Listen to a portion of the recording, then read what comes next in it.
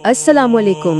रमज़ान बिल्कुल करीब है और हम सब सोच रहे हैं कि इस साल अपनी इबादत को और बेहतर कैसे बनाएं। लेकिन ज़रा सोचिए, क्या हो अगर इस रमज़ान हम सिर्फ कुछ रिवाजों से आगे बढ़ें?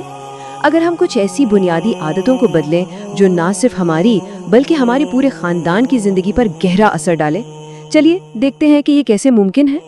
तो सबसे पहले एक अहम सवाल, क्या हमारा रमज़ान वाकई इबादत और रूहानियत का महीना है, या कहीं ये सिर्फ इफ्तार पार्टीज, शॉपिंग और ढेर सारे पकवानों का एक कल्चरल फेस्टिवल तो नहीं बन गया? ये वो सवाल है जिसका जवाब इस महीने की असली बरकतें हासिल करने के लिए बहुत ज़रूरी है। तो आज हम इन चीज़ों पर बात करेंगे। सबसे पहले हम रमज़ान की असली रूह को समझेंगे, फिर हम 3 ऐसी आदतें देखेंगे जो इस महीने को वाकई एक गेम चेंजर बना सकती हैं, और आखिर में एक नए अहद के साथ इस गुफ्तगू को मुकम्मल करेंगे। तो चलिए शुरू करते हैं। रमज़ान की रूह को समझने के लिए हमें आज के दौर के सबसे बड़े मसले को देखना होगा, और वो मसला हमारे अपने घरों के अंदर है।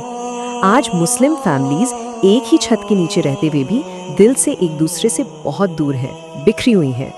और ये सिर्फ एक एहसास नहीं, ये हकीकत है। डेटा बताता है कि मगरबी ममालिक में हर 4 में से 1 शादी तलाक पर ख़त्म हो रही है। फैमिली जो कि उम्मत की बुनियाद है वो कमज़ोर हो रही है। इसका सीधा मतलब ये है कि हमारे घरों का माहौल ही वैसा नहीं रहा जहाँ रूहानियत परवान चढ़ सके। और इस पूरी सूरत हाल में वालिदैन का रोल क्या रह गया है? अक्सर सिर्फ ग्लोरीफाइड ड्राइवर्स का। बच्चों को स्कूल से मदरसा ले जाओ, मदरसे से फुटबॉल, वहाँ से ट्यूशन, बस यही भागदौड़ लगी रहती है। साइकोलॉजिस्ट कहते हैं कि इस सब के बाद वालिदैन को अपने बच्चों के साथ दिन में सिर्फ 15 मिनट का क्वालिटी टाइम मिलता है।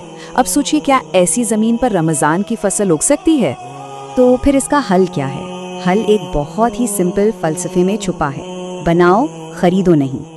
इसका मतलब ये है कि अपने घर का दीनी माहौल, अपनी फैमिली कल्चर खुद तामीर करें। उसे बाहर से पैसों से खरीदने की कोशिश ना करें, उसे आउटसोर्स ना करें। देखें, यहाँ 2 बिल्कुल अलग सोच के तरीके हैं।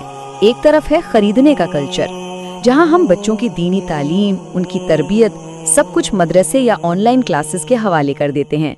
और दूसरी तरफ है बनाने का अप्रोच, जहाँ घर के अंदर कुरान सर्कल होते हैं, वालिदैन बच्चों के साथ बैठकर वक्त गुजारते हैं और इबादत एक पूरी फैमिली का अमल बन जाती है।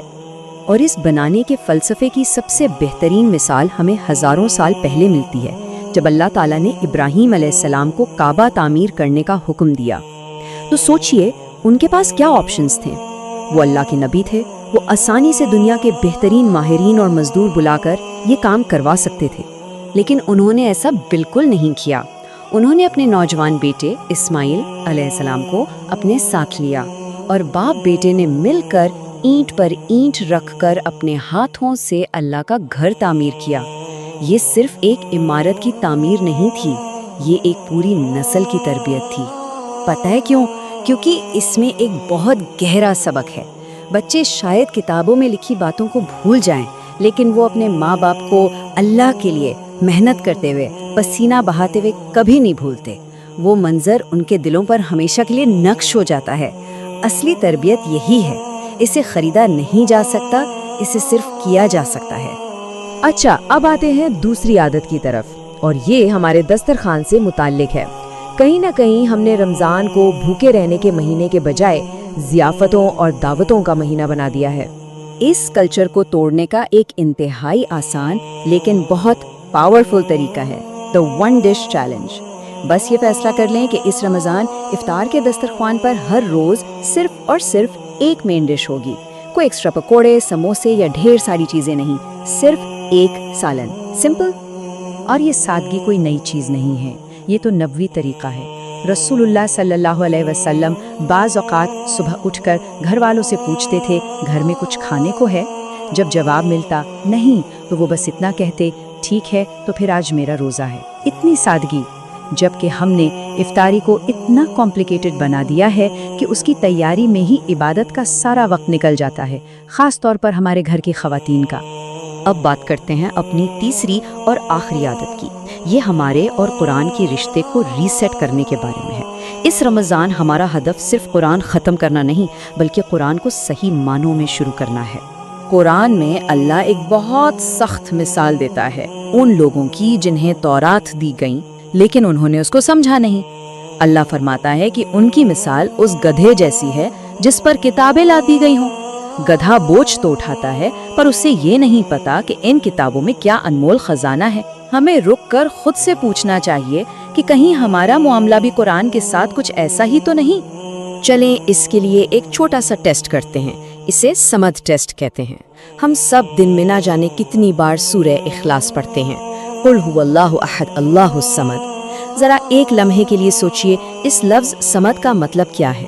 اس کا مطلب ہے وہ ذات جو ہر چیز سے بے نیاز ہے، جس کی ضرورت سب کو ہے لیکن اسے کسی کی ضرورت نہیں۔ اگر ہم اس بنیادی لفظ کا مطلب نہیں جانتے جو ہم روزانہ دہراتے ہیں تو یہ ایک اشارہ ہے کہ ہمارا قرآن سے رشتہ کتنا سطحی ہے۔ تو اصل بات یہ ہے کہ تلاوت یعنی قرآن کو پڑھنا یہ منزل نہیں ہے، یہ منزل تک پہنچنے کا راستہ ہے۔ اصل منزل ہے تدبر، یعنی قرآن کے معنی پر غور کرنا، اسے سمجھنا اور پھر اسے اپنی زندگی میں لانا۔ تلاوت سے ثواب ضرور ملتا ہے لیکن ہدایت تو تدبر سے ہی ملتی ہے۔ تو چلیے اب اس ساری گفتگو کا خلاصہ کرتے ہیں۔ اس رمضان میں خود کو واقعی بدلنے کے لیے ہمیں کون سے 3 قدم اٹھانے ہیں؟ Number 1، family reset. اپنے گھر کا دینی ماحول باہر سے خریدنا بند کریں اور خود بنانا شروع کریں۔ Number 2، food reset. 1 dish challenge قبول کریں اور اپنے دسترخوان پر سادگی لائیں۔ اور نمبر 3، قرآن ریسیٹ۔ صرف لفظوں کو پڑھنے پر نہ رک جائیں بلکہ روزانہ تھوڑا وقت نکالیں قرآن کے معنی کو سمجھنے کے لیے، چاہے وہ صرف ایک آیت ہی کیوں نہ ہو۔ اور آخر میں یہ سوال ہم سب کے لیے ہے، اس رمضان کیا ہم صرف ایک اور رواج پورا کریں گے، صرف بھوکے پیاسے رہ کر، یا ہم اس مہینے کو ایک موقع بنائیں گے اپنی زندگی، اپنے گھر اور اللہ سے اپنے رشتے کو واقعی بدلنے کا؟ یہ فیصلہ ہمارا ہے۔